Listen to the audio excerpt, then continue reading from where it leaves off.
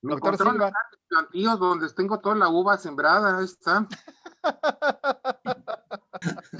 Ya veo, ya veo. Y ya le vamos a pedir botellitas de vino, ¿no? Un vinito ahí. Sí, para todos. Ahí está, sí, Ah, sí. Les voy a Roberto mandar la Rendón. plantita seca, pero les voy a mandar la planta. Ah, Hola Dale, ¿cómo estás? Mucho muy gusto en bien, verte. Roberto, qué gusto saludarte. Buenas tardes a todos. ¿Qué tal, Roberto? ¿Cómo Buenas estás? tardes, Robert. Bien, muchas gracias. Muchacho, ¿cómo estás, joven, Roberto? ¿Cómo estoy de...? Joven. La pandemia me trae loco. Ya quiero salir. ¿Cómo están todos? Qué gusto saludarlos, amigos. ¿Qué tal, Ligia Ligia? González Hola, los saluda Ligia. por acá. Buenas, ¿Cómo Ligia, están? ¿qué tal? ¿Qué ¿Qué tal? tal, Ligia? ¿Qué tal? Hola, ¿Qué Alicia. tal? ¿Cómo están? Dale, qué gusto. Igualmente, Ligia. Qué Mucho gustazo saludo. verte. Sí. Sí. Wow. Y a Además, todos los demás amigos. igualito. Dale está igualito. Igualito. Pasan los años y está igual Los siempre. años mejoran. Siga diciendo, siga No, diciendo. no. Espérame, no igualito. Mejor que Igualito y siempre. mejorado.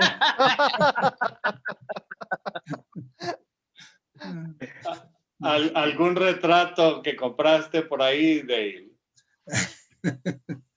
No, no, yo tengo una hija que siempre me pone la verdad y dice, cuando yo decía, mi pelo estuvo blanqueando, ella dice, no, papi, blanco, tu pelo es blanco, no está blanqueando, es blanco.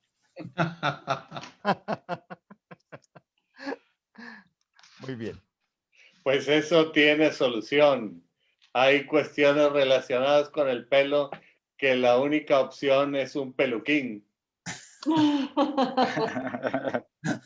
pero no es tu caso, Dale, no es tu caso. No. Bien. Yo creo, Juan Carlos, que ya les damos ingreso. Perfecto.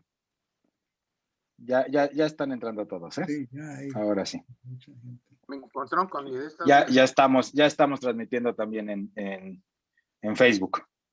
Perfecto. Ahí está Adrián Martínez. Adrián, muy buenas tardes. Por ahí ¿Cómo anda, Adrián. ¿Qué tal? Buenas tardes desde San Diego, un saludo. Gusto en saludarte, qué gusto que nos acompañes.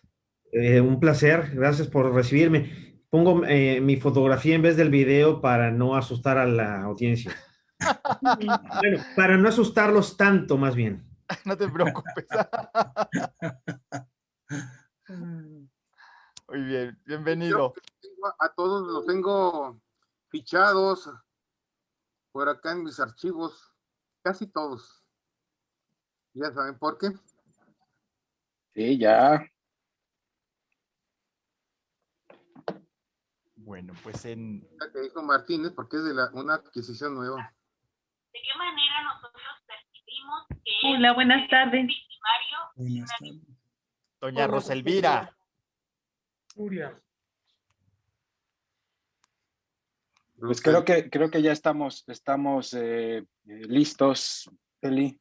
Muy bien, pues iniciamos. Iniciamos. Iniciamos, así es. Pues a nombre de la Academia Mexicana de Derecho Internacional Privado y Comparado, la MEDIP, y también a nombre de la Barra Mexicana Colegio de Abogados, en su coordinación de Derecho Internacional, les damos la más cordial bienvenida a esta sesión conjunta entre la MEDIP y la Barra. Y tenemos hoy un invitado de honor, un viejo amigo muy querido de los Estados Unidos, pero él es de casa porque él es de la familia Amedip. Entonces, bienvenido, mi estimado Dale. Y antes de dar inicio, quisiera nada más informar lo siguiente. Hemos iniciado una serie de actividades en colaboración y en apoyo a la Facultad de Derecho de la UNAM. Hemos iniciado también entre esas actividades tenemos lo que conocemos como los martes de diálogos de derecho internacional, que se realiza el primer martes de mes, vía remota. El martes pasado se inauguró precisamente este ciclo de pláticas con el martes pasado, el martes pasado 2 de marzo se inauguró ese ciclo de conferencias con una conferencia magistral del doctor Manuel Becerra del Instituto de Investigaciones Jurídicas de la UNAM. La MEDIP tiene participación el próximo mes, el martes 6 de abril, con una conferencia magistral del doctor Leonel Pérez Nieto, quien nos hablará de la conferencia de la Convención de la Haya sobre ejecución de sentencias extranjeras, la más reciente convención de la Haya en esta materia. También otras actividades que estamos realizando conjuntamente con la UNAM son los programas de radio, que originalmente coordinaba y conducía la doctora María Elena Mancilla, miembro de número de esta academia, y el día de hoy se encuentra representando a la MEDIP y dando la plática nuestro amigo Jorge Orozco González, quien estará hablando de la validez del testamento otorgado en el extranjero. Le deseamos desde aquí muchísima suerte. También quiero informar que en abril tendremos un curso de actualización para profesores de Derecho Internacional Privado para los profesores de la Facultad de Derecho de la UNAM. Y también iniciamos un diplomado con el Instituto de la Judicatura Federal que está siendo coordinado por el doctor Jorge Alberto Silva. Y ya por último, a nombre de la Junta de Gobierno, convoco a todos los miembros de número, exclusivamente a miembros de número, para que nos reunamos en asamblea con carácter de reservada el próximo sábado 20 de marzo a las 10 de la mañana de la Ciudad de México, con el objetivo de someter a la aprobación de la asamblea un proyecto de reformas al estatuto orgánico de la MEDIP. Entonces, repito la fecha de la asamblea, es sábado 20 de marzo a las 10 de la mañana, hora de la Ciudad de México. De hecho, ya se está circulando la convocatoria por correo electrónico. Muy bien. Sí, de todas formas, vamos a subir la invitación a los chats de la MEDIP. Así Lo es. vamos a subir también a la página. Es una sesión exclusivamente reservada para miembros de número. En ese sentido, pues, solo se permitirá el acceso a los miembros de número, pero para que puedan tener fácil acceso el día 20 de marzo a esta asamblea de miembros de número, ¿no? Perfecto. Muy bien. Por parte de la MEDIP es todo, Juan Carlos. Te cedo la palabra. Muchísimas gracias, Eli. Yo creo que no tenemos nada más ahorita que platicar en este momento. Vamos a estar al frente, de mi parte, un par de años más todavía al frente de la Comisión de Derecho Internacional por parte de la Barra Mexicana Colegio de Abogados. Estamos en un proceso de selección, de una propuesta y selección de quién quedará como subcoordinador en esta comisión, en aras a que eventualmente tome la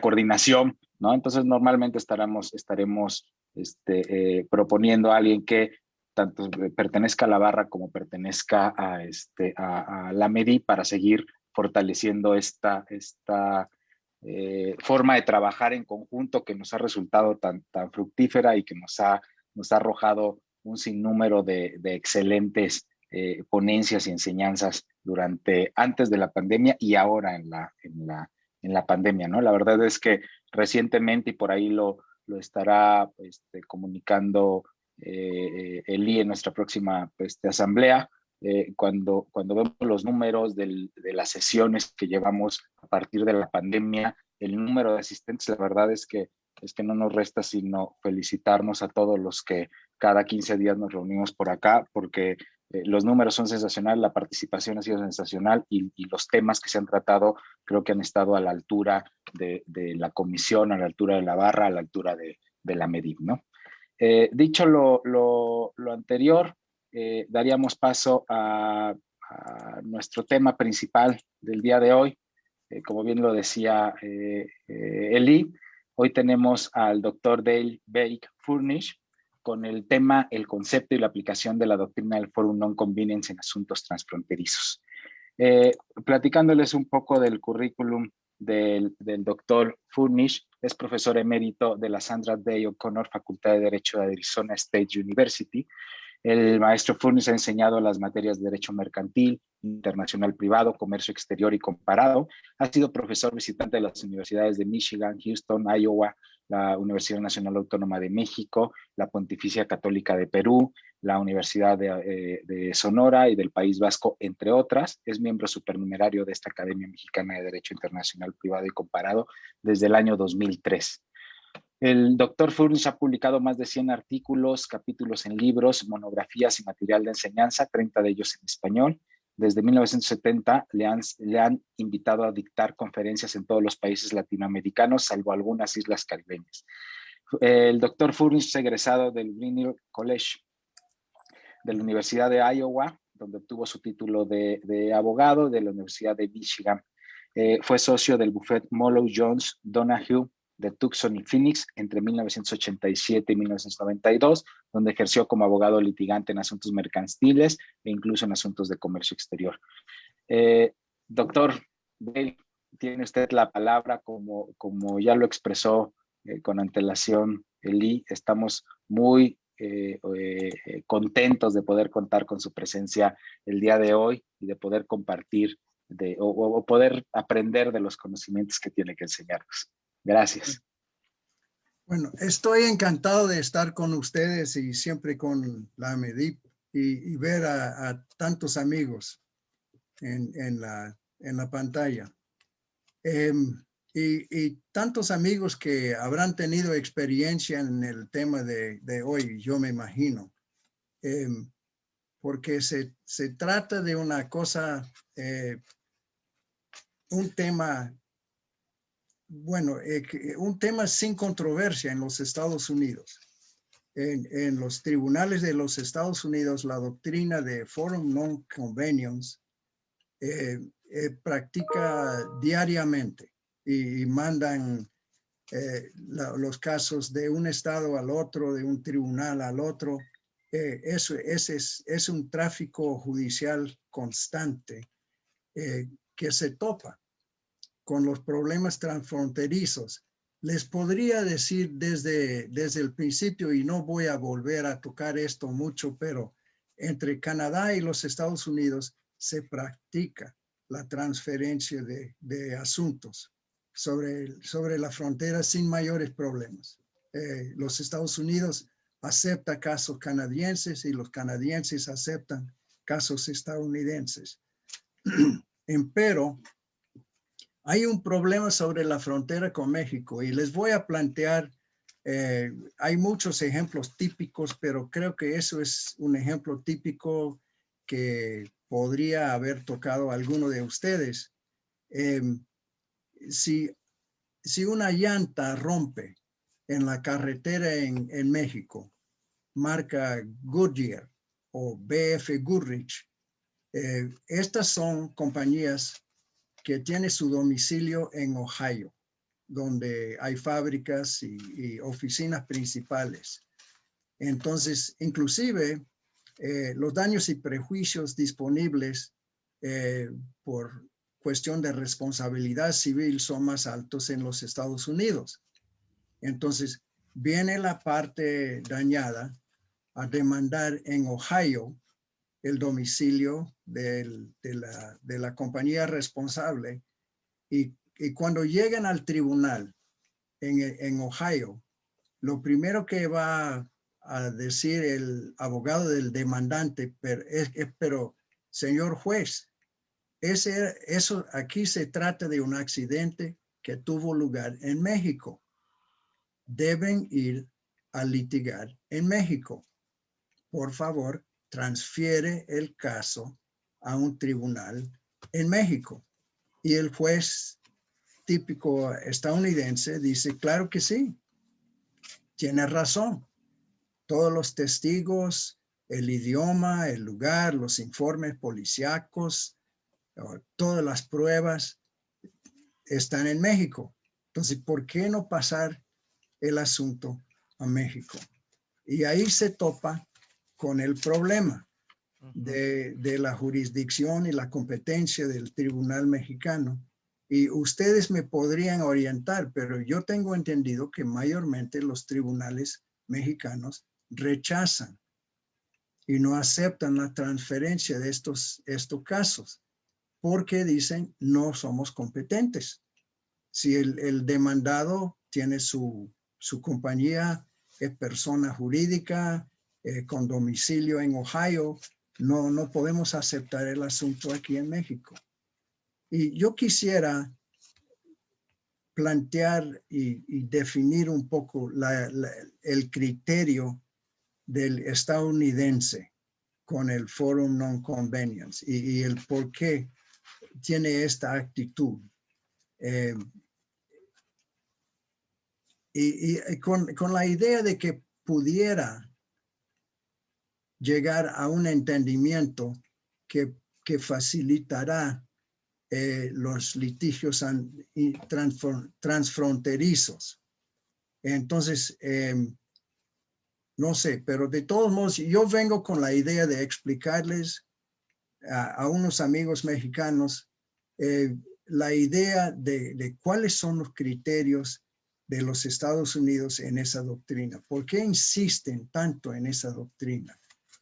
El Forum Non-Convenience es una doctrina bien arraigada en el derecho estadounidense, aunque de desarrollo relativamente reciente. Despegó en serio en el año 1947 con unas sentencias de la Suprema Corte de los Estados Unidos. Pero mayormente yo diría, si usted pregunta a un abogado en ejercicio en los Estados Unidos, ¿qué sabe del Forum Non-Convenience? Lo van a conocer muy bien. Y dice, ¿sabe algo de la historia? Mayormente le van a decir no tengo idea de la historia de Forum Non-Convenience. Yo supongo que siempre lo hemos tenido. Pero básicamente se aplica, y voy a utilizar esa definición de la doctrina, se aplica en caso de un litigio ya en marcha, constituido ante un tribunal competente, cuando el tribunal considere que la demanda podría resolverse mejor en otro foro más conveniente y la refiere ahí al otro foro. El otro foro aceptará la referencia sin objeciones, aunque los dos jueces, muchas veces el trato entre jueces es muy abierto. Un juez puede llamar al otro juez de otro estado y decirle, mira, aquí tenemos un caso en Arizona que por lo que yo veo, mejor debe de llevarse a cabo en Oregon. Usted es un juez en Oregon, ¿lo podría aceptar? ¿O tiene alguna objeción, alguna reticencia? Y normalmente así pasan los casos. El otro foro acepta y muchas veces quienes inician la demanda de la transferencia de Forum Non-Convenience son los demandantes. Y los demandantes en el momento de pedir la transferencia dicen, y no pongamos ninguna objeción. Estamos realmente contentos con la transferencia, cooperamos con la transferencia y sometemos nosotros a la jurisdicción de la otra corte y llevamos el juicio ahí.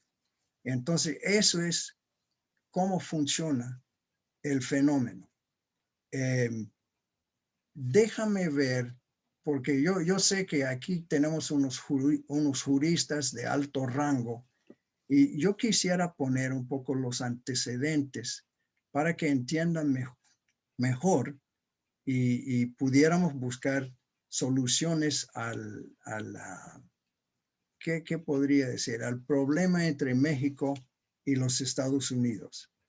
En primer lugar, y algunos de ustedes han topado y me podría corregir si tengo una impresión incorrecta, pero hay una actitud judicial que se encuentra entre los jueces norteamericanos de los Estados Unidos.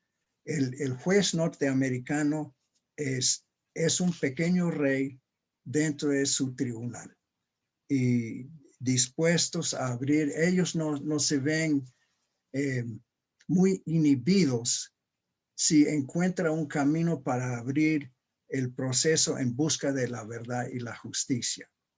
No tiene realmente inconveniente en buscar soluciones fuera de la letra de la ley o del código si les parezcan idóneas a las circunstancias y fiel al espíritu del proceso. Entonces, y los abogados tienen presente este criterio y muchas veces proponen al juez, bueno, señor juez, el procedimiento normalmente sería esto, pero realmente bajo las circunstancias de este caso, ¿por qué no lo hacemos de otro modo? Y el juez es receptivo a esto. La actitud quizás es un vestigio del derecho consuetudinario en que los jueces definían el derecho. Y yo comparo esto porque durante algunos años yo estuve en una comisión de cooperación judicial entre Arizona y Sonora. Y cuando reunimos los jueces para ver si podemos cooperar sobre todo en cuestiones de pruebas y de emplazamiento, los jueces de Arizona tenían la actitud de, claro, estamos dispuestos a ver qué podemos hacer. Y los jueces sonorenses muy a menudo decían, estamos pegados a la letra. Hay ciertas cosas que sí podemos pensar y otras cosas que no. Y se truena la cooperación un poco en este punto de la actitud de los jueces. Es más, yo diría, y quizás algunos de ustedes han tenido esta experiencia, yo siempre digo, cuidado con los jueces bilingües, porque ellos hablan español, leen español, pero no son licenciados en derecho mexicano y no entienden el léxico. Entonces, si el caso típico es, si usted viene a hablar al juez norteamericano del emplazamiento, él diría, emplazamiento, ¿qué tiene que ver o qué cosa es emplazamiento? Entonces tiene que decirle service of process, en inglés, servicio del proceso. Pero dice, pues, no tiene, ok, ya me orienté, ya entiendo que emplazamiento es servicio de proceso. Pero si este problema se magnifica durante todo el caso, el juez que dice, no, háblame en español, yo voy a entender, es que no entiende. Está hablando de asuntos jurídicos que él no domina el vocabulario. Después, entramos en esta jurisdicción, en la cuestión de jurisdicción o competencia del tribunal. Porque en los Estados Unidos, y algunos de ustedes yo sé que han estudiado en los Estados Unidos y se han topado con la cuestión de jurisdicción en los Estados Unidos, pero realmente el debido procedimiento como límite de la jurisdicción casi desapareció en los Estados Unidos. El procedimiento debido en cuanto a definir la jurisdicción, bueno, quizás la mejor forma es de hablarles de la jurisprudencia que abrió el asunto. Había un caso de International Shoe en 1947.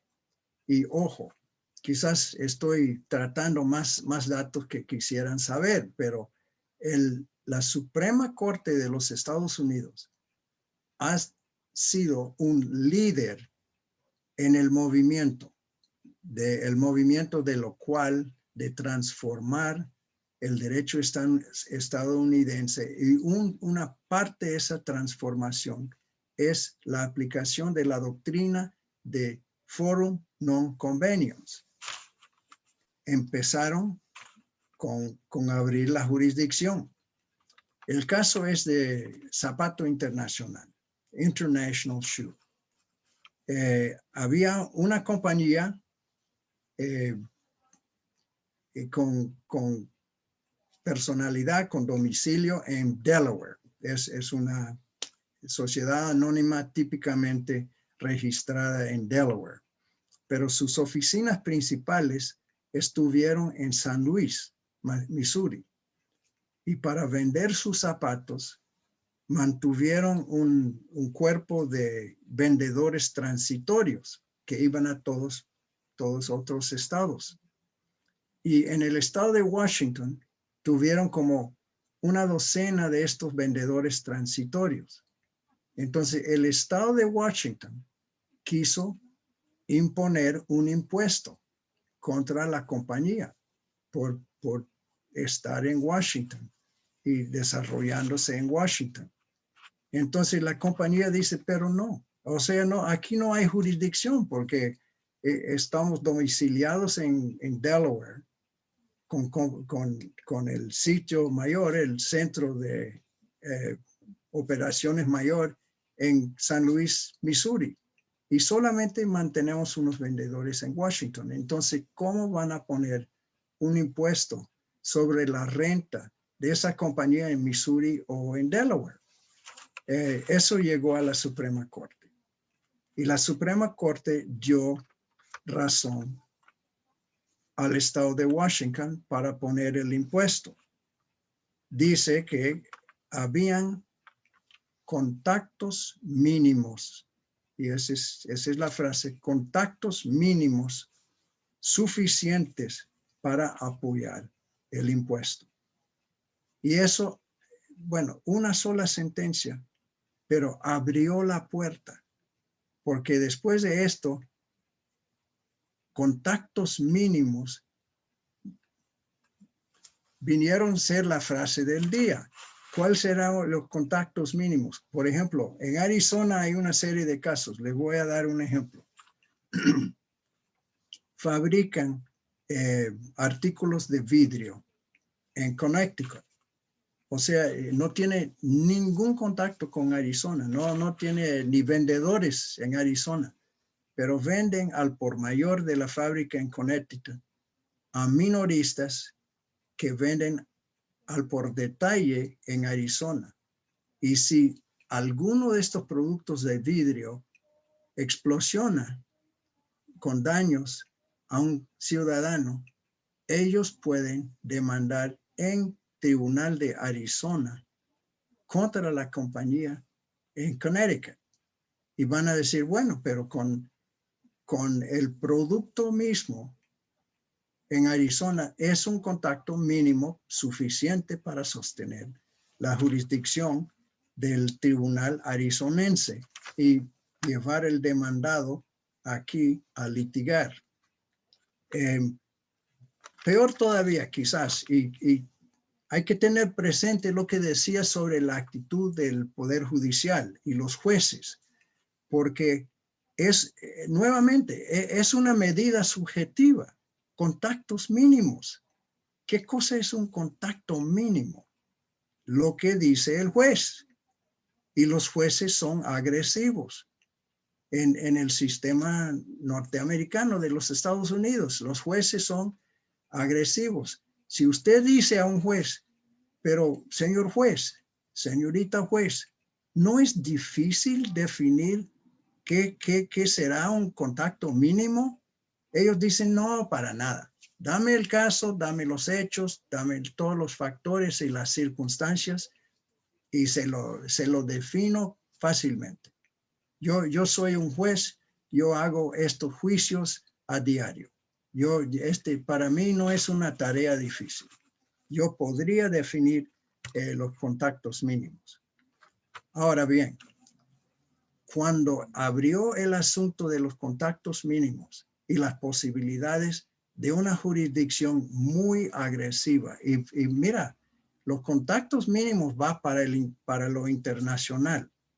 Yo recuerdo, yo no sé si la compañía todavía funciona, pero había una compañía brasileña de fabricación de aviones o avionetas, Bandeirantes. y ellos quisieran vender a los Estados Unidos.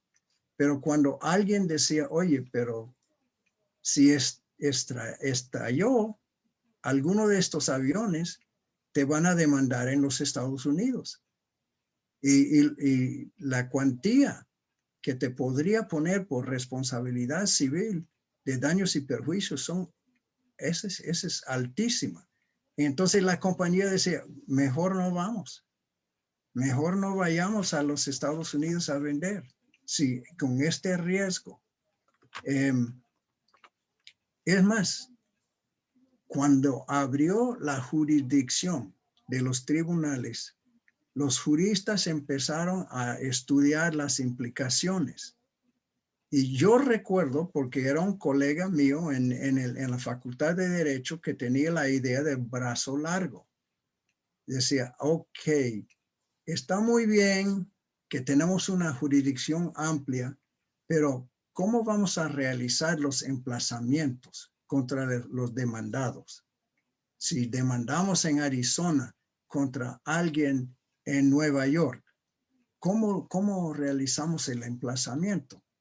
Y decía, bueno, correo normal, mándele una carta con la demanda y cítale por el tribunal. Y de esta manera salió con el brazo largo de la jurisdicción. Y eso se ha hecho hasta ahora. Eso también implica muchos problemas con México, porque el tribunal aquí, el demandante dice, no, yo mando una carta y adjunto la demanda, mando una carta a Guadalajara o a Veracruz o al Distrito Federal. Y así he emplazado el demandado.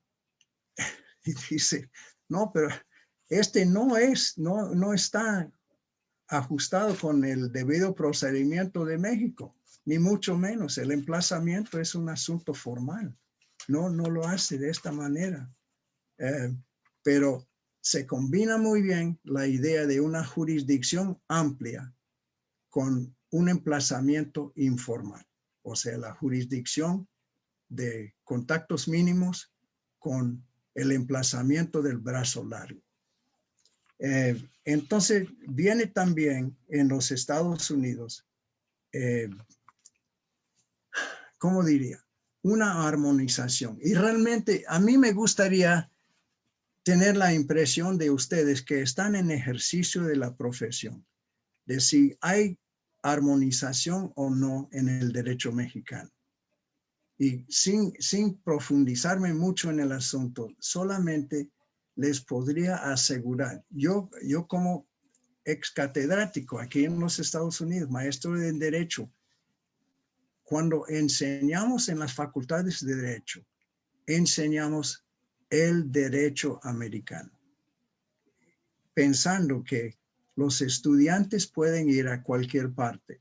Salen de la facultad en Arizona, van a ejercer la profesión en Nueva York, en Los Ángeles, en Chicago, en Nueva Orleans, en cualquier parte de los Estados Unidos, porque están orientados en el derecho que se aplican en todas partes de los Estados Unidos.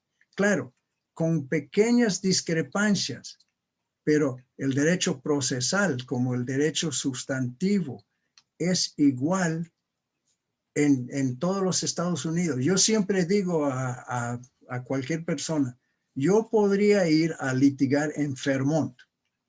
Yo no conozco nada de Vermont ni del derecho, no he estado jamás en un tribunal de Vermont. Y si me dice, ¿cuál es el proceso civil y mercantil de Vermont? ¿Has estudiado las leyes? Yo digo, no, pero no importa. Yo con toda comodidad puedo acudirme a un tribunal en Vermont y empezar a litigar, porque básicamente son los mismos procedimientos y las mismas leyes que tenemos en Arizona. Habrán diferencias, sí, pero mayormente no hay. Entonces hay una armonización de derecho a nivel nacional. Es más, valdría saber hola Virginia Mavi. muy buenas. Gusto saludar. En los Estados Unidos, los procesos civiles y mercantiles y penales no son por código legislativo. Salen del Poder Judicial y lo han hecho a nivel de la Suprema Corte de los Estados Unidos. Ellos emiten lo que dicen reglas de procesal civil y después cada estado, su Suprema Corte acoja estas reglas de la Suprema Corte de los Estados Unidos y quizás con unas pequeñas enmiendas los adoptan para su estado. Entonces, hay un régimen procesal nacional. Otra cosita que valdría saber. Hay una ley uniforme desde el año 1948 en los Estados Unidos. Nuevamente, de estas leyes, si usted pregunta a un abogado en ejercicio hoy en día, ¿y qué tal para la ejecución de sentencias de otros estados? Ellos le van a decir, hay una ley. Y probablemente si sigue, ¿de qué año era esa ley? No, esta es una ley de siempre. La ejecución de una sentencia de otro estado de los Estados Unidos, la única homologación que tiene que hacer es registrarla ante un tribunal del estado donde se van a ejecutar. Si no hay otra cosa, si sale, es procedente de un estado, de cualquier otro estado de los Estados Unidos, entra automáticamente ante el tribunal de cualquier otro estado donde lo quisiera ejecutar. Eso a base de la garantía constitucional de pleno crédito y fe, plena fe y crédito para la sentencia de un estado en otro. Pero lo hace muy fácil de ejecutar. El problema es que cuando hay mucha cooperación entre estados para las sentencias eminentes de un tribunal, no hay el mismo respeto para las sentencias extranjeras. Y han tratado de hacer una ley uniforme sobre este asunto, pero hasta el momento no es posible. Y a mí, en lo personal, da pena. Debe de haber una forma, cuando menos, reconocer las sentencias procedentes de México. Es un estado vecino. Y podemos, qué sé yo, si las sentencias que salen de Tailandia, esa es otra cosa. Pero las sentencias mexicanas deben de tener entrada. Ahora, para completar el panorama, ustedes son los maestros de conflicto de leyes y el derecho internacional privado. También en los Estados Unidos tenemos una forma muy subjetiva de resolver los conflictos de leyes. Es análisis de intereses. ¿Qué son los análisis de intereses? Viene de ser la reivindicación de los intereses perseguidos por las leyes en conflicto. A ver si podría ilustrar. Muchas veces, un clásico de esto es la ley de invitados. Cuando se va en un carro con pasajero, el pasajero es invitado.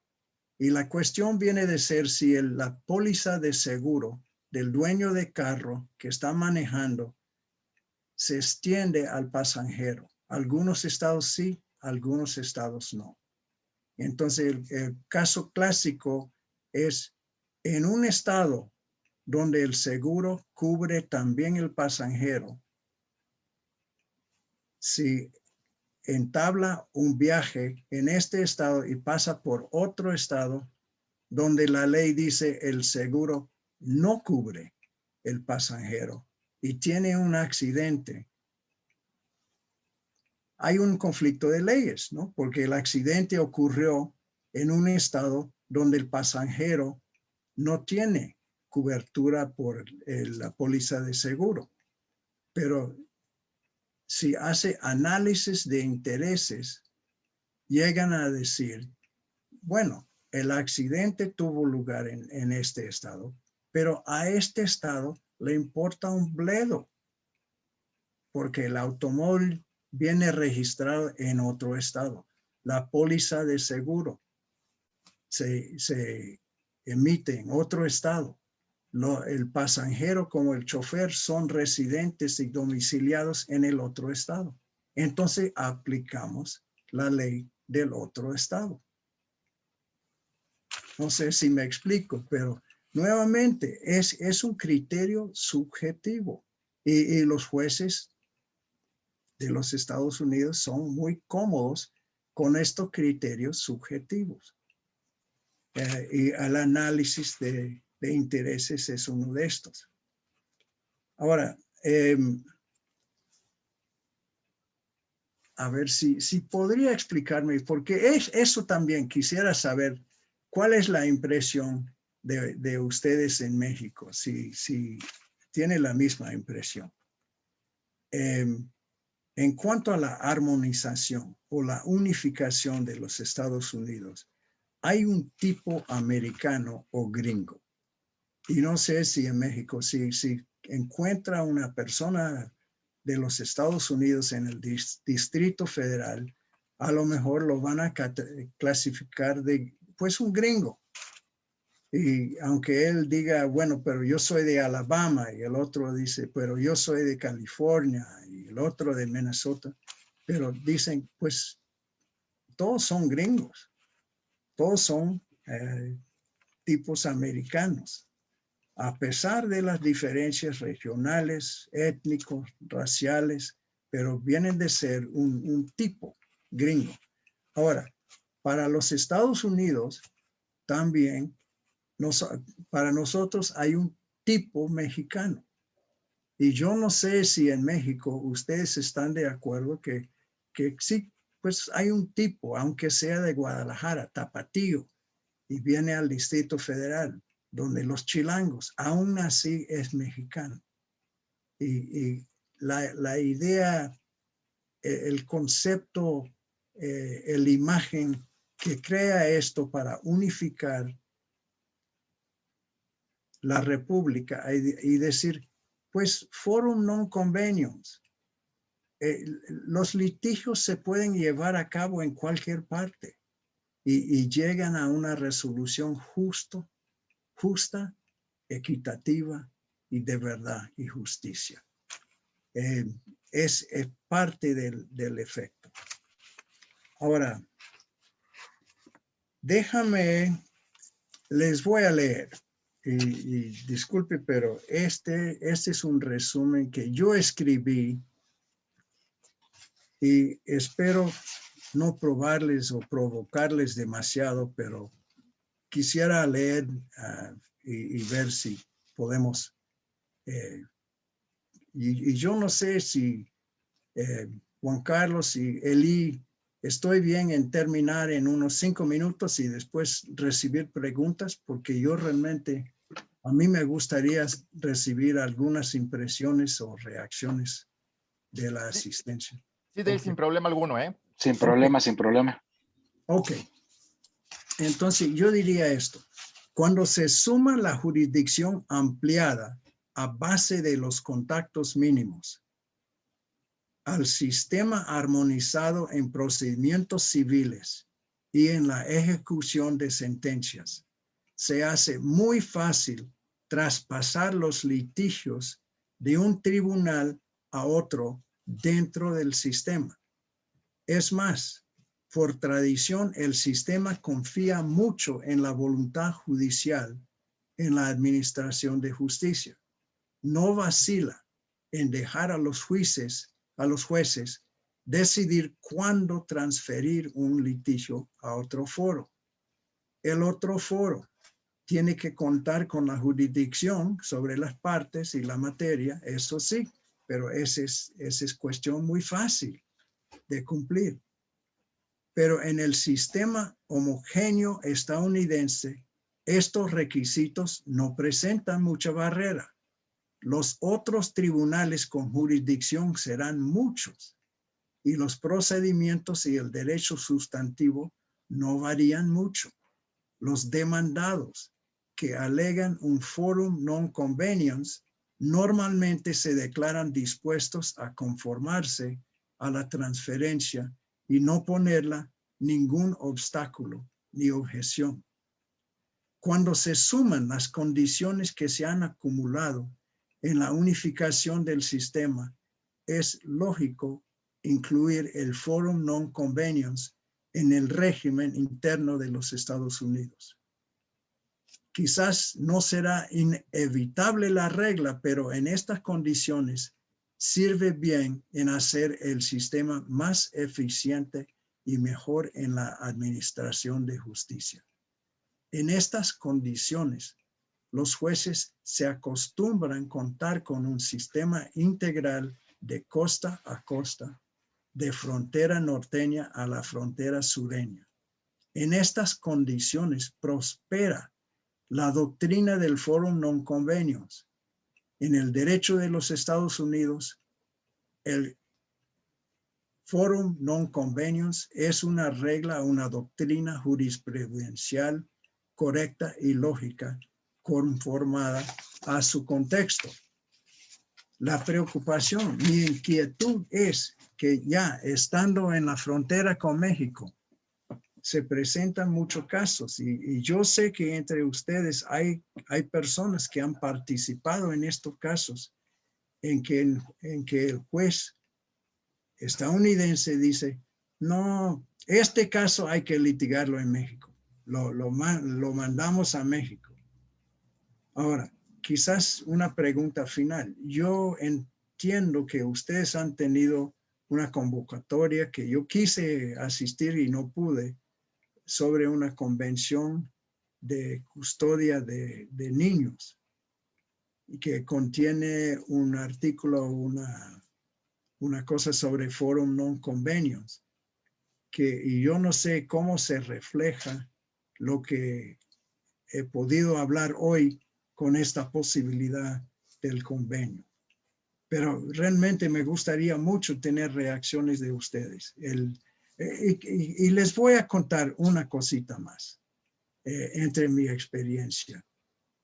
En cuanto a conflicto de leyes, en los Estados Unidos es un asunto tan informal que lo normal cuando surge en un litigio, un conflicto de leyes, muchas veces las partes se ponen de acuerdo y muchas veces porque urge el juez está diciendo, ¿por qué no?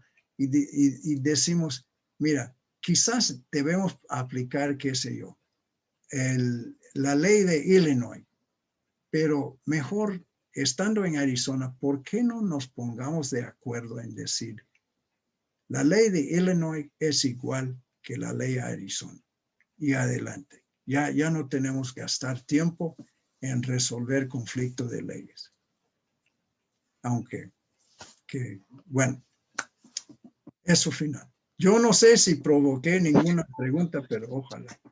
Sí, ahí viene Manuel García Barragán. Profesor, ¿qué sucede en Estados Unidos cuando un juez, y yo viví esto hace muchos años, americano, manda precisamente por la doctrina aplicable forum non conveniens, manda el caso a un juez mexicano y el juez mexicano considera que no tiene jurisdicción y se lo reenvía? ¿Qué hace el juez americano? Para mí hay una respuesta correcta. Lo que el juez americano debe de hacer es aceptar el caso y seguir adelante con el litigio. Frustrado el atento con forum non conveniens. Es que da pena, pero a veces los jueces americanos lo toman en contra de los demandantes. Si los demandantes habían pedido el forum non conveniens y la transferencia a México, pueden hasta decir, no, pero yo les voy a pronunciar una sentencia en rebeldía, porque ustedes pudieran haber llevado a México y no lo hicieron. O a veces es el demandante que, ¿sí? que quisiera. No, es que los jueces no entienden. Algunos sí. Y no, yo no sé cuál ha sido la experiencia de ustedes, pero yo he sido un perito en alguno de estos casos y es difícil explicar al juez norteamericano cómo no cabe el forum non convenience para transferir el caso a México. Porque el juez podría decir, no, pero ¿cómo es esto? Ese no es verdad. Lo que ustedes están diciendo no es verdad. Los tribunales en México podrían aceptar el caso y no quieren. En ese caso que le comento, el juez de Miami volvió a reenviar a México y a través de un amparo logramos que el juez en México aceptara el caso porque habría una denegación de justicia en caso de no aceptarlo. Pero la reacción del juez americano cuando el juez mexicano le devuelve, le reenvía, es impredecible porque puede reaccionar en cualquier forma de acuerdo a lo que yo estudié en aquel momento. Sí, yo no, realmente, y lo que me llama la atención es que este es un caso que se ha producido lo suficiente que los jueces norteamericanos deben darse cuenta, deben pasar la voz. Y aún así sigue repitiendo el caso. Sí. Y mira el problema que tuvieran ustedes para acepten el caso en México, que tuvieron llevar un amparo y todo. No debe de ser tan difícil. Claro. Muchísimas gracias, profesor. Estaríamos pasándole la palabra ahí, precisamente Roberto Rendón, y después detrás de él pidió la palabra Carlos Gaguardi, ¿no? Adelante, Robert. Hola, Dale, muchas felicidades por tu exposición, como siempre, muy, muy clara. Yo quiero platicarte sobre una anécdota que pasó aquí en México y luego te quiero contar las experiencias que he tenido y a ver si llegamos a alguna conclusión por ahí. Fíjate que cuando yo daba clases, le sugerí a un estudiante que hiciera su tesis sobre el Forum Non Convenience, porque no hay nada escrito en México. Y entonces esto es triste, porque dentro de todo esto es un concepto que cuando menos todos debemos de saber lo mínimo, ¿no? ¿Para qué sirve? Y normalmente lo que sirve aquí en México es cuando te contacta un despacho americano y te dice, oye, tengo un juicio acá, necesito que tú me apoyes como abogado mexicano para hacer una affidavit para un forum non convenience. Y entonces, esto tiene esta utilidad, pero en aquel entonces que yo estuve en ese examen profesional, los abogados que examinaron a este alumno lo trataron muy mal y lo que al final pasó es que cuando nos quedamos a deliberar, yo les llamé la atención sobre la relevancia de la institución, que no era como ellos pensaban, porque sirve. Bueno, pues aparte de que era cultura, de que no había tesis al respecto, bueno, pues te sirve por si algún día tienes que participar en una affidavit que soporte un forum non convenience pedido por un abogado que tenga un juicio en otro lado, particularmente en Estados Unidos. Y esa es la anécdota. En esta parte también del forum non convenience, bueno, me voy a pasar a las experiencias. Yo participé en un caso que fue muy interesante, cuando menos para mí, que era el de como agua para chocolate. La señora Laura Esquivel vivía 6 meses en México y 6 meses en su departamento de Nueva York. Y entonces se le ocurrió, con estas diferencias que tenía con el señor Arau, en demandarlo en Nueva York. Y entonces presentamos obviamente la excepción de incompetencia en Estados Unidos y el forum non convenience. Y finalmente el juez de Nueva York determinó que el forum non convenience era importante y que era procedente porque primero existía un juicio en México y existía todo un aparato de justicia que podía impartirla sin mayor prejuicio y sin mayor problema. Segundo, determinó que dada la cantidad de pruebas que se estaban anticipando, que eran básicamente testimoniales, documentales y demás, todas esas venían en español y que era una carga excesiva llevarla a los tribunales de Estados Unidos, imponiéndole las partes la carga de traducirlas y en su caso los testigos llevarlos a Estados Unidos y además con un traductor, ¿no? Y bueno, se ganó ese asunto. La señora Laura Esquivel después presentó la misma acción en California y volvimos a presentar el Forum Non Convenience en California y lo volvimos a ganar, ¿no? Pero lo que más me gustaba de esas sentencias de los jueces era esas razones fundamentales del por qué no se deben de hacer cargo de asuntos, por ejemplo, de extranjeros, ¿no? Decir, bueno, ¿y qué gana Nueva York? Tú pagas impuestos en Nueva York, es cierto que tienes un domicilio en Nueva York, pero ¿qué gano? O sea, tú no pagas impuestos aquí y no ganamos nada como impartidor de justicia, entre otras muchas cosas, ¿no? Los otros casos en los que yo participé era en la época en que en México se robaban la mercancía en las carreteras. Y entonces mi cliente era la empresa APL y tenía juicios en Texas.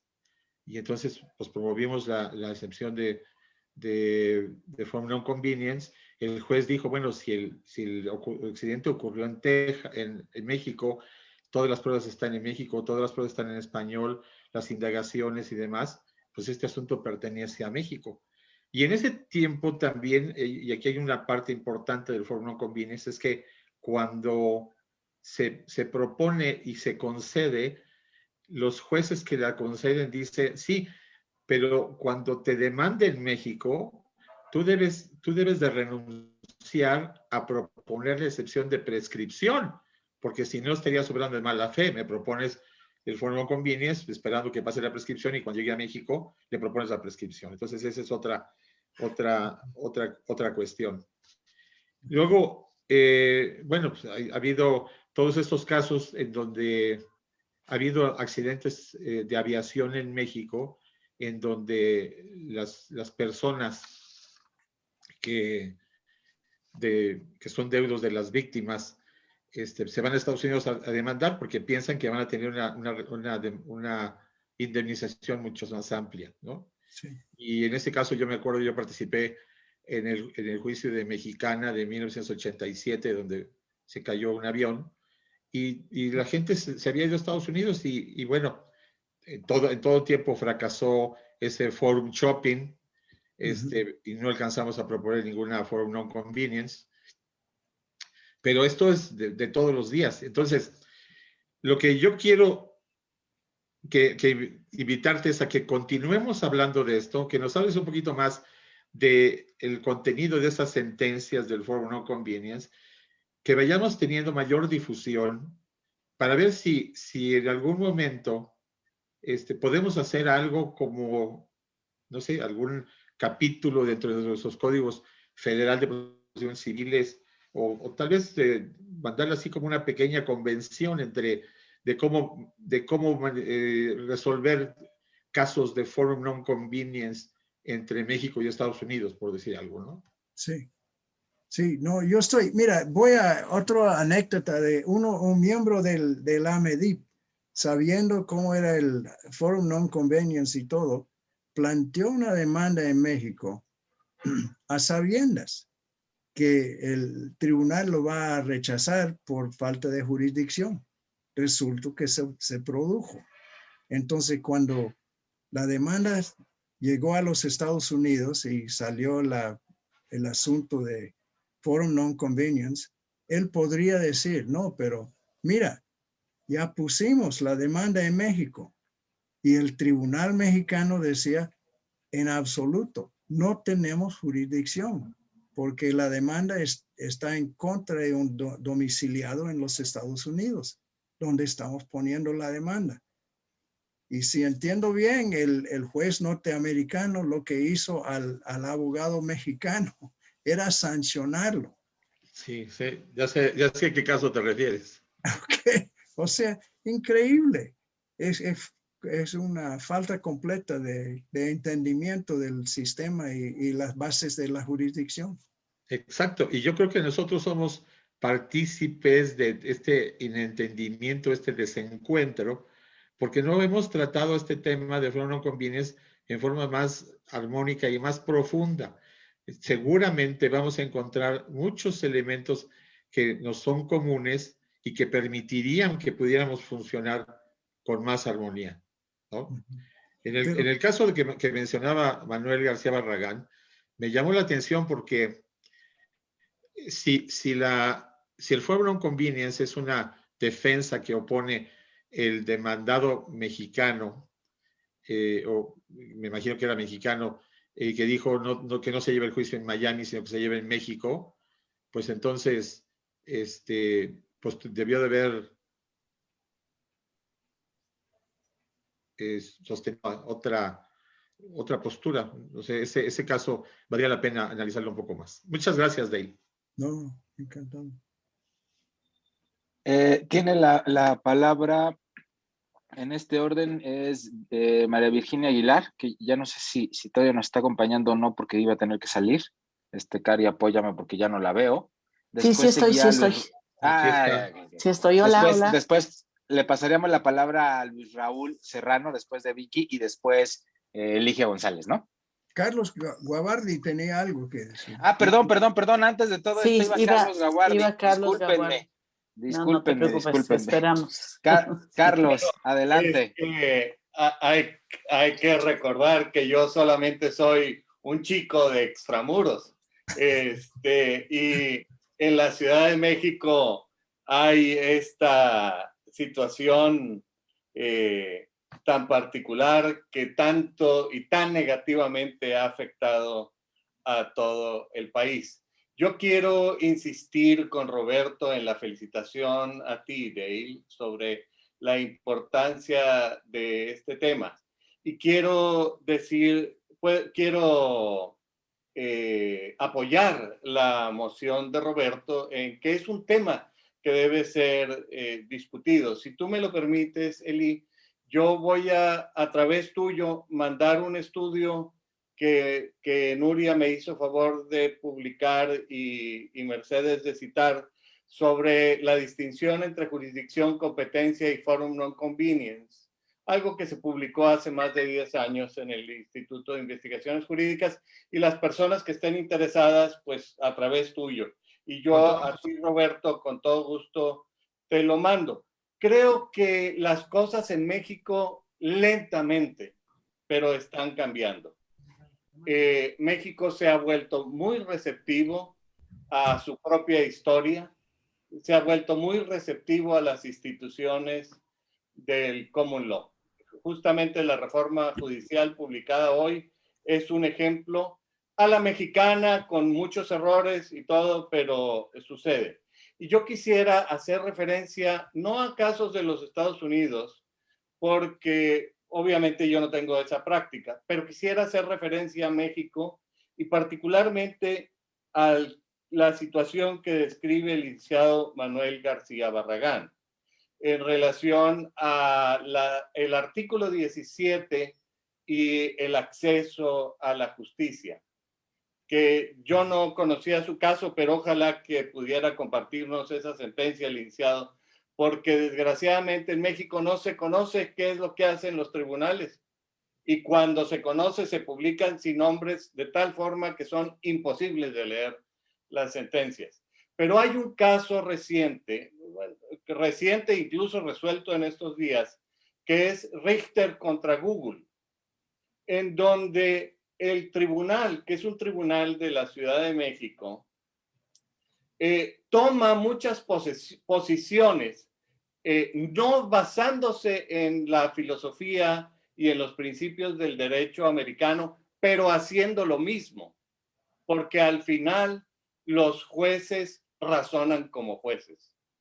Y se determina una posición de competencia, generándose una nueva regla de competencia a partir de una interpretación del artículo 17 constitucional, y se toma el asunto, no la competencia por asuntos, sino se analiza la competencia por persona, algo muy parecido al análisis sobre la base de personal jurisdiction.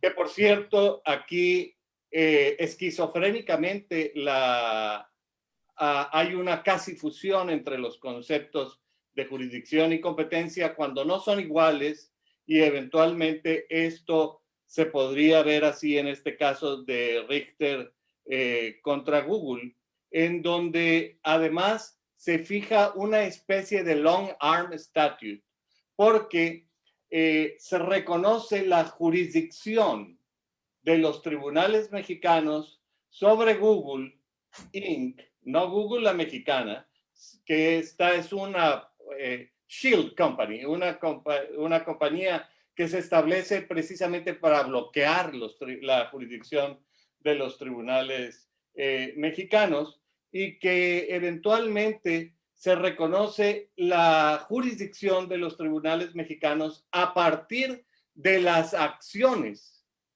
de negocios que lleva a cabo Google Inc. aquí en México a través de la red. Entonces yo creo que esto es indispensable.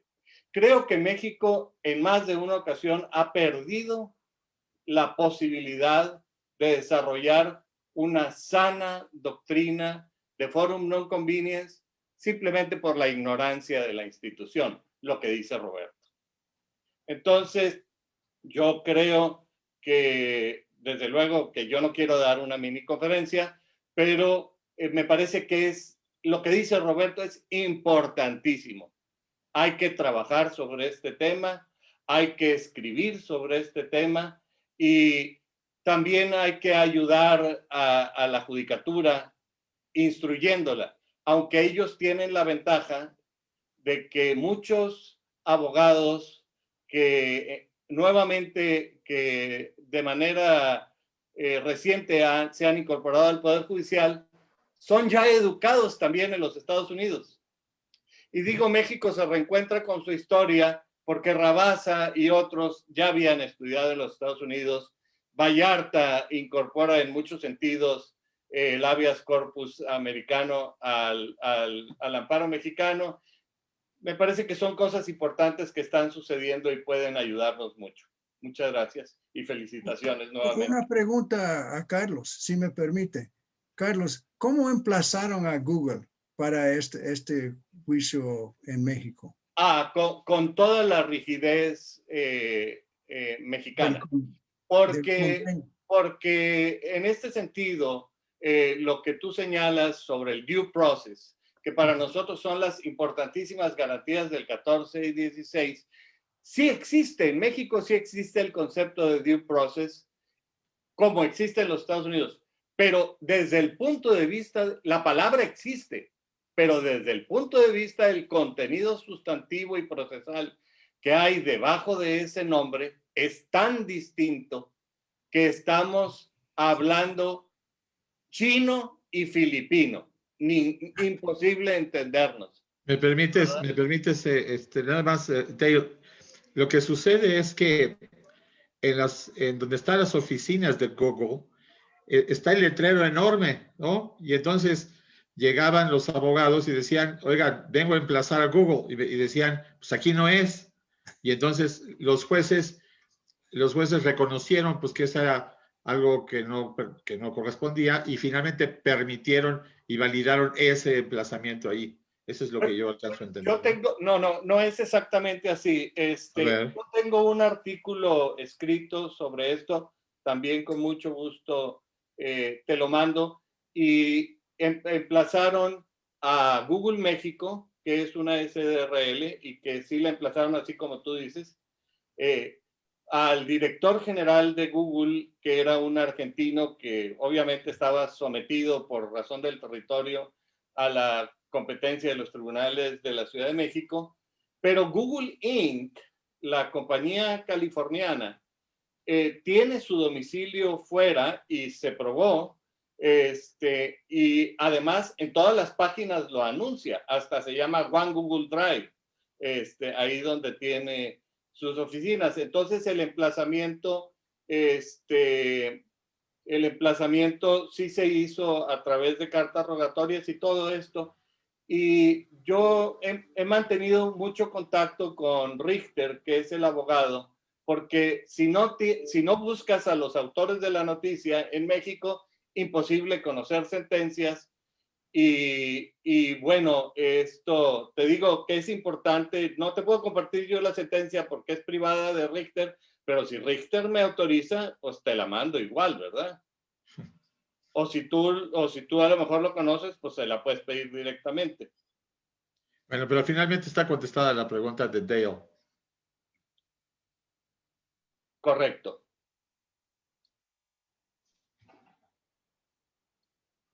Bueno, entonces pasamos con la siguiente pregunta. La maestra Aguilar,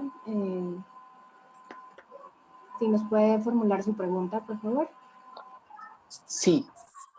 Mira, la pregunta es, no sé si se puede aplicar así como forum no convenience, pero, o sea, tengo un convenio espejo en una restitución de un niño que se fue a Houston y que el señor no quiere cumplir con la sentencia mexicana, en donde regresamos al niño desde luego porque era el niño de Estados Unidos, pero se le pidieron una serie de situaciones, principalmente que permitiera que la madre se defendiera ya sus derechos parentales, y no lo ha cumplido. No sé si yo pueda hacerlo cumplir por una homologación o la abogada de ella de Houston podría hacerlo. O sea, si es válida simplemente así, presentada, o la homologamos, o no sé. Es algo que sí tiene que ver con esto de forum no convenience. No tengo idea. Ya, felicidades, Dale, y me da gusto verte. Ya.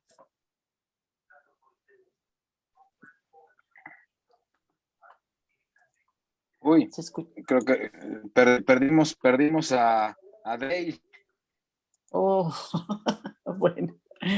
bueno, ni modo. ¿María? Sí. Hola, habla Adrián Martínez. Yo ejerzo aquí en California. Hola, Adrián, ¿cómo estás? Gusto en saludarte. Un gusto. Desconozco las leyes domésticas de Texas, pero si el asunto se tuviera que llevar en California, existe una ley doméstica para el registro, una especie de homologación de órdenes de custodia provenientes del extranjero.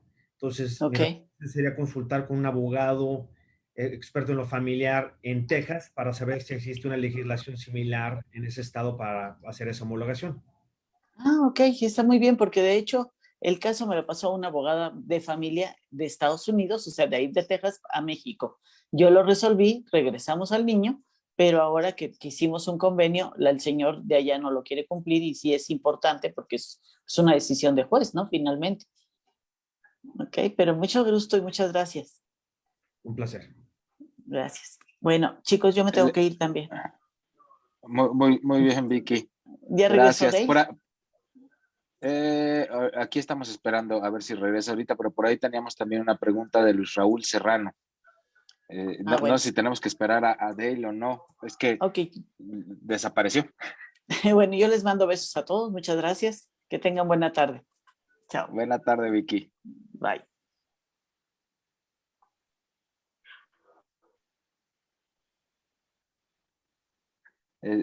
No sé si Luis Raúl quiere hacer uso del micrófono en lo que llega Dale, o Ligia también la tenía, también tenía Mercedes. Creo que son las 3 personas que nos hacían falta, ¿no, Cari? Yo sí lo puedo platicar anecdótico, pero tiene primero Luis Raúl el derecho. Sí, Raúl. Yo creo que la pregunta que iba a hacer un poco está en lo que Adrián acaba de mencionar respecto a la ejecución, o sea, la homologación de una sentencia de cualquier país latino en realidad en los Estados Unidos, ¿no? Entonces eso es algo muy, no sé, algo complicado de pronto. Y no es mi plática, no voy a quitarle la oportunidad al doctor de contestar preguntas, pero mi experiencia como abogado en California es que no existe un tratado en el cual Estados Unidos sea parte para el reconocimiento y ejecución de sentencias. Aunque sí lo existe, por ejemplo, para el reconocimiento y ejecución del lados arbitrales. Pero ya llegó aquí el experto y nos va a contestar tu pregunta, Raúl. Sí, no sé, ¿lo esperamos o...? ¿Por qué no la vuelves a plantear? Y no sé si tu pregunta en general es si existe, ¿cómo se puede reconocer una sentencia emitida en el extranjero en los Estados Unidos? Claro, sí, porque yo no me estaba refiriendo a un tratado. Es claro que un tratado no existe, sí. Pero lo que sí me refería yo era de las leyes internas americanas. No tienen un procedimiento exequatur como tienen nuestros países, ¿no? Nuestros países tienen un procedimiento exequatur. Por ejemplo, California específicamente tiene una ley estatal que reconoce para su ejecución las sentencias de dinero, de un monto de dinero específicamente. Y tiene, en otras palabras, en mi opinión, tendrías que observar la legislación local del estado en donde vas a buscar ejecutar esa sentencia. Perdón, Adrián, ¿tienen un proceso aparte? O sea, ¿eso que me has dicho que hay en California implica un procedimiento o es el reconocimiento muy simple? No, en el caso de California, el estatuto, el código, la sección del código se llama reconocimiento de sentencias de dinero provenientes del extranjero. Lo estoy traduciendo literalmente. Y lo que dice es que, lo que dice esa ley es que el demandante, la actora, tendrá que presentar una petición ante el tribunal competente dentro del estado para que se reconozca, primero se reconozca esa sentencia de dinero extranjera y una vez emplazado el demandado, podrá el demandado interponer defensas respecto a la petición de reconocimiento. Entonces, es una especie de juicio solamente respecto al reconocimiento para posteriormente la ejecución de la sentencia. No se exige la cosa juzgada, todo el procedimiento que haya pasado por... Definitivamente, digamos, algunas de las defensas que establece el Código de Procedimientos Civiles de California es que, uno, el tribunal extranjero haya tenido competencia sobre la materia y competencia sobre las partes antes de emitir la sentencia. Que no haya habido una cláusula de selección de foro a través del cual las partes hayan previamente elegido un foro distinto al cual emitió la sentencia. Que se le haya respetado el derecho del debido proceso, del cual estaba hablando Carlos. Que la sentencia no se ha emitido en una situación de fraude procesal. Entonces, vi una lista de defensas, 10 defensas, que el tribunal deberá considerar en caso de que la demandada, la que se está oponiendo al registro de esa sentencia extranjera, las haga valer. El tribunal no las analiza de mutuo propio, su esponte, sino le corresponde a la demandada decir, por estas razones que señala específicamente el Código de California, no debía reconocerse esta sentencia. Hay un juicio respecto a si alguna de esas defensas tiene validez o no, y si ninguna de esas defensas tiene validez, entonces se reconoce la sentencia extranjera en California y se pueden utilizar todos los mecanismos para su ejecución como si hubiera sido una sentencia emitida por un tribunal en California. Y en cuanto a las medidas cautelares expedidas en un país extranjero o las medidas autosatisfactivas, que también las hay, ¿es posible ejecutarlas o hablamos de procesos completos? En California no. Perdón que sea tan puntual, pero es donde ejerzo y es donde conozco las leyes. En California no. Entonces, si se emite una medida cautelar en México en un proceso, la traigo aquí ante el tribunal, no la voy a poder ejecutar como tal. Podría yo tal vez iniciar una acción auxiliar para evitar un daño irreparable de emergencia, pero no basándome en una medida cautelar emitida por un tribunal extranjero. Y le doy la palabra a nuestro invitado. Bueno, es que yo iba a comentar, es que California está entre los pocos estados que hay una ley uniforme para la sentencia extranjero en dinero. Y Arizona no lo ha promulgado, no lo ha resistido. California es entre los pocos estados que lo tiene, pero es un comentario triste que en estos estados, por ejemplo, como usted menciona, siempre hay defensas como el fraude u otras defensas. Y lo primero que hacen es poner muchas defensas. La defensa de fraude es una defensa favorecida. Estos que han sufrido la sentencia en su contra vienen a decir, no, pero esta sentencia es el resultado de fraude. Como todos sabemos que los tribunales en México son muy corrompidos, o en Bolivia o cualquier parte. Yo les consta que si hay tribunales corrompidos, estarán en Chicago, Illinois, por ejemplo, o Newark, New Jersey. Pero lo primero que hacen es venir con estas defensas que muchas veces no prosperan, pero ponen obstáculos que la corte tiene que ya empezar con un proceso engorroso, con peritos, con affidavits, con testigos. Y se complica mucho, a grado tal de que si la sentencia no está por encima de $100,000, no vale la pena porque se va a gastar esa cuantía en ejecutarla.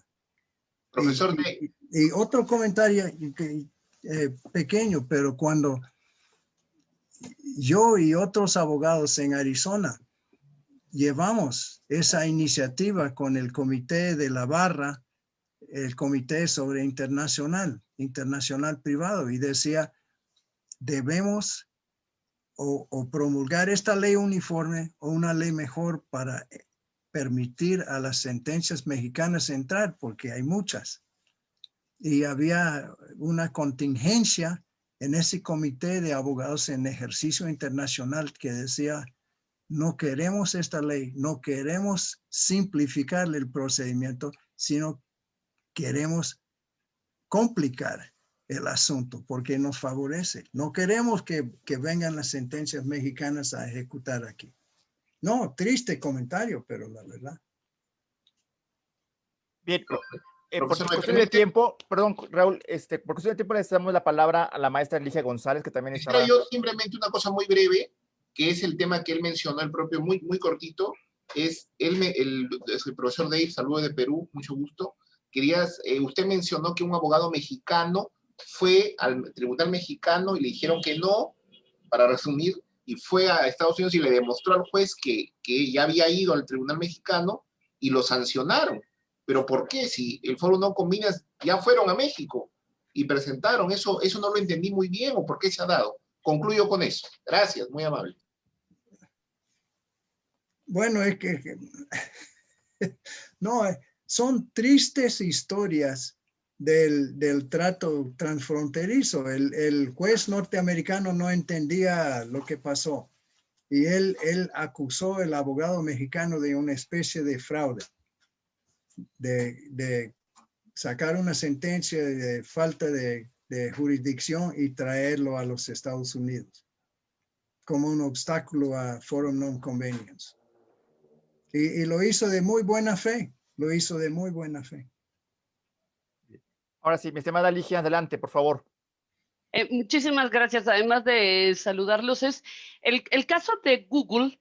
Estoy pensando, ¿qué pasa con el tema de la reciprocidad, dada la ausencia de estas reglas esquemáticas y objetivas que nos dan oportunidad para poder alejar con bases objetivas y evitar este tipo de criterios? Que yo sé que son muy cómodos los jueces de Estados Unidos para hacerlo, pero tuve un caso en el cual hubo un incidente en Cancún y resulta que los ciudadanos afectados o que se creyeron afectados demandaron sin hacer nada más directamente en Canadá porque era su nacionalidad. Y la juez canadiense dice que acepta la competencia para poder juzgar en virtud de que está acreditado que en México no hay justicia, dado que en Cancún hubo un asesinato de 2 ciudadanos canadienses y nunca se llevó a nadie a la cárcel. Entonces, que como quedó impune, no hay confianza en que pudiese haber justicia en México si los ciudadanos canadienses demandaran en México, pero además era una acción de carácter civil y aquella en la cual la juez canadiense tomó su decisión era de carácter criminal.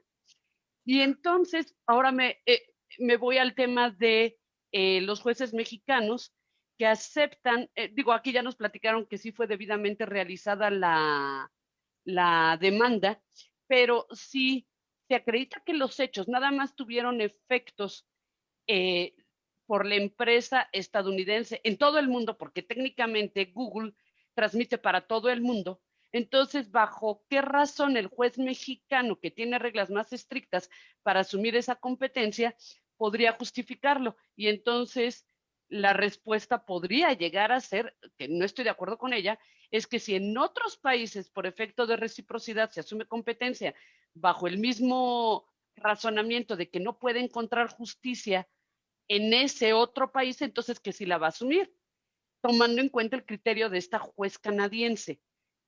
Perdón, y mi conclusión es, necesitamos reglas más claras, si bien hay jueces que se sienten cómodos en caso por caso tomar estas decisiones para lo que se considera justo y evitar una aparente denegación de justicia. Es todo lo que quería comentar. Gracias. Bueno, sí. No tengo realmente una contestación buena. Es un disparate de la juez canadiense. Una ignorancia. Si se puede llegar a unos acuerdos de reciprocidad o de principios generales que deben regir para estas cuestiones, ojalá. Pero mira, este es un molino que muchos de nosotros vamos peleando durante muchos años como Quijote. Peleamos el molino, pero...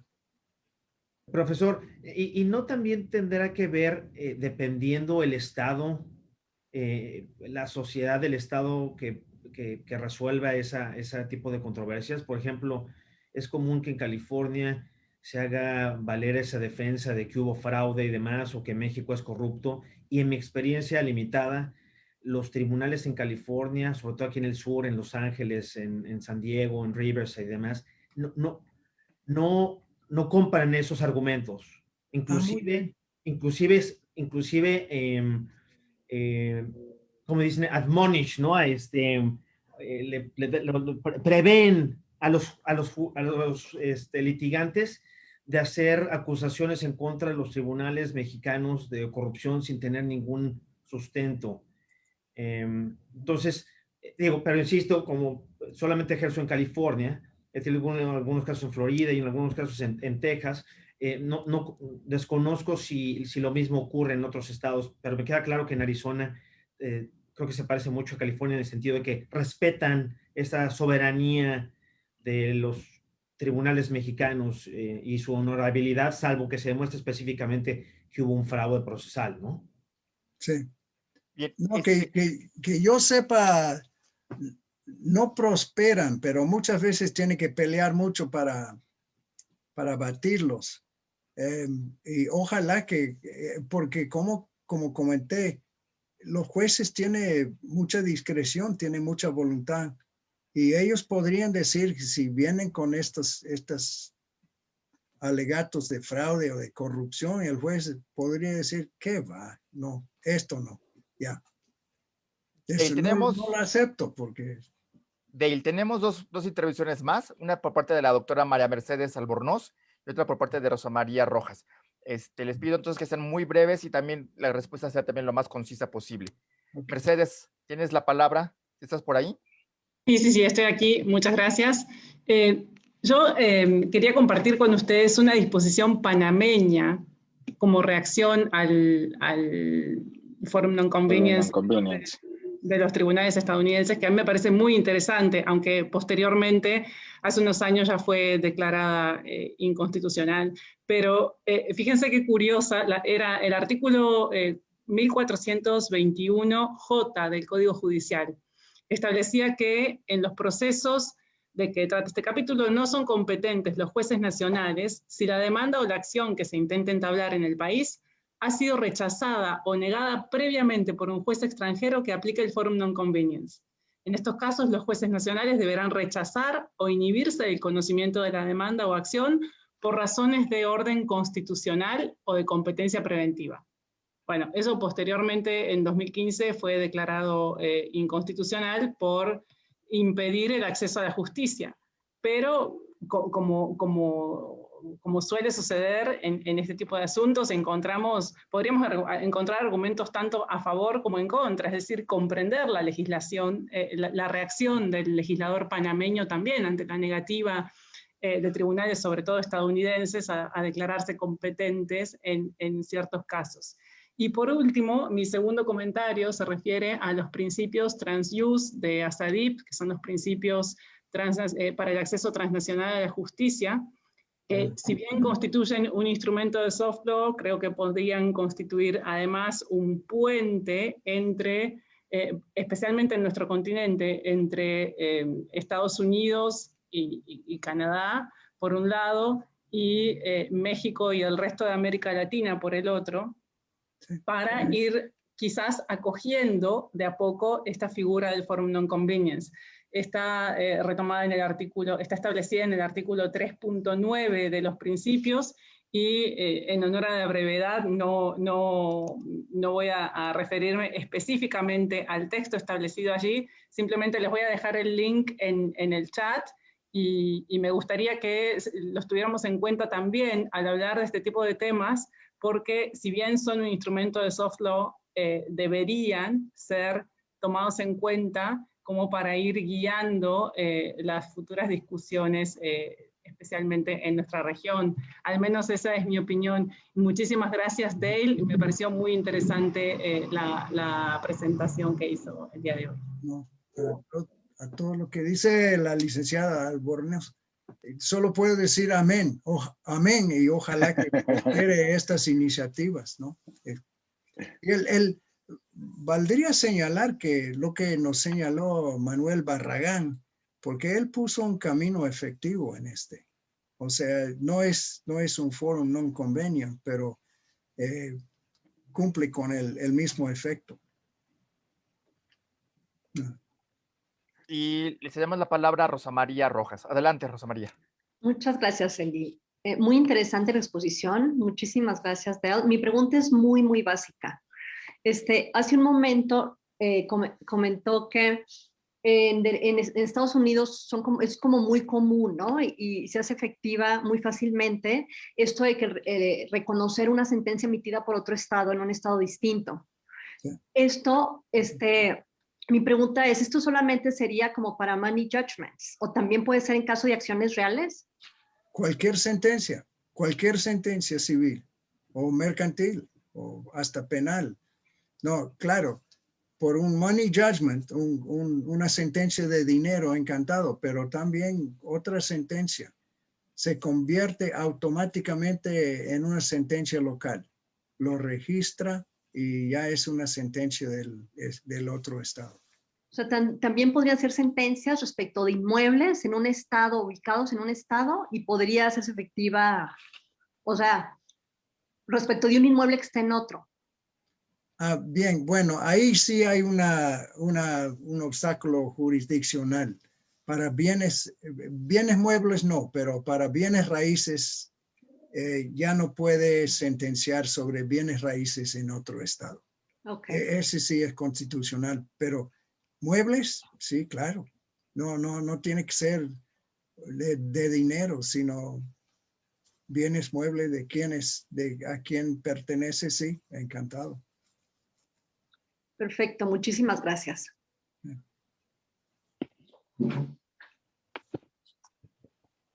Pues bien, yo creo que ya damos por terminada nuestra sesión. Con esto estaríamos dando por terminada. No, estaríamos dando por terminada nuestra sesión con un tema que nos ha resultado muy interesante y que además creo que podríamos seguir comentando, ¿no? Yo reconozco que también me quedé con cosas en el tintero, pero como bien dijo Carlos Gaboardi, esperamos nos pueda compartir ese artículo publicado ya nos advirtió hace algún tiempo, pero creo que puede venir en actualidad para poder conformar un criterio. Ya se lo mandé a Eli, y por cierto que este artículo fue citado por la Corte Suprema de Puerto Rico en el primer caso en el que resolvió Forum Non Convenience en Puerto Rico en un caso que involucraba a República Dominicana. Súper. Subimos este artículo a la página de la AMEDIP para que lo puedan consultar. Y por cierto, nada más quería hacer una referencia.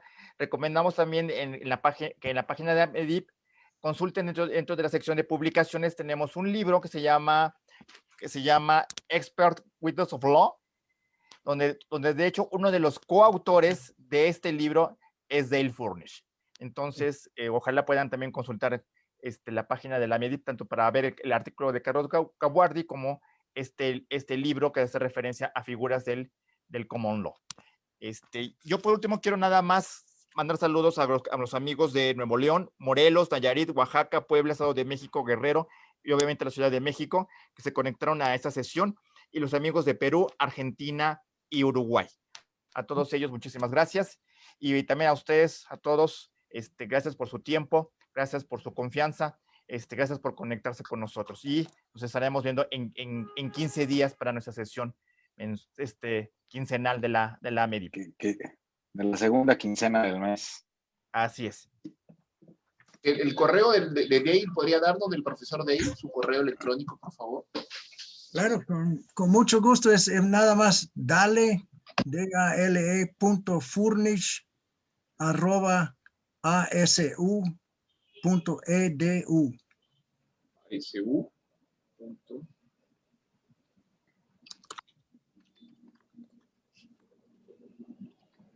Y Luis Raúl Serrano es peruano, ¿no? El peruano, sí. Sí, Uf, yo tengo un montón de amigos en el Perú. Sí, sí. Ahí nació mi primera hija. Oh, justo. Muy bien. Muchas gracias, Dale. Un abrazote. Me recuerda el doctor Silva que mañana tenemos una sesión con la Universidad Autónoma de Ciudad Juárez, donde estará desde Ciudad Juárez, donde estará hablándonos la doctora Loreta Ortiz Alf. Doctor Silva, ¿está por ahí? Para que nos pueda recordar la hora de la Ciudad de México. Creo que se nos fue. Bueno. No me he ido. Lo que pasa es que creo que andaba en la pesca. Pero por ahí tiene hay que ver ahí la página, la nota de, ¿cómo se llama? De esta cosa que tiene el WhatsApp, y ahí aparece el horario, porque estaba originalmente a las 10 de la mañana, creo que se cambió a las 12, si mal no recuerdo, Eli. Sí, hubo un cambio ahí. También para entrar. Aquí viene que se cambió a las 13 horas de la Ciudad de México. Así es. Pues si tienes ahí el www para entrar, pues ahí te lo encargo, de favor, para que entre, porque no lo tengo aquí a la mano. Sí, estaba de origen a las 12, pero será a las 13 horas de Ciudad de México, y se titula Régimen Internacional de Protección de las Personas en Contexto de Movilidad, de la doctora Loreta Ortiz Alf. Muy bien. Pues entonces mañana nos estaremos viendo por allá en Ciudad Juárez, y nuevamente a todos muchísimas gracias. Un placer saludarlos y convivir con ustedes. Muchísimas gracias, que tengan muy buena tarde. Muchas gracias. Bien encantado por aquí. Gracias, Dale, nuevamente por tu participación. Excelente, y ha generado muchos comentarios. Mucho interés. Felices de verte y escucharte. Gracias, Eli. Gracias, Amedi. Gracias a todos por el esfuerzo. Gracias. Saludos. Gracias. Gracias, que lo pase muy bien. Todos. Que vaya bien, Dale. Gracias, Dale. Saludos, Dale. Nayarit. Nos vemos la próxima. Ok, ahí nos veremos. Bien. Hasta luego, muchas gracias.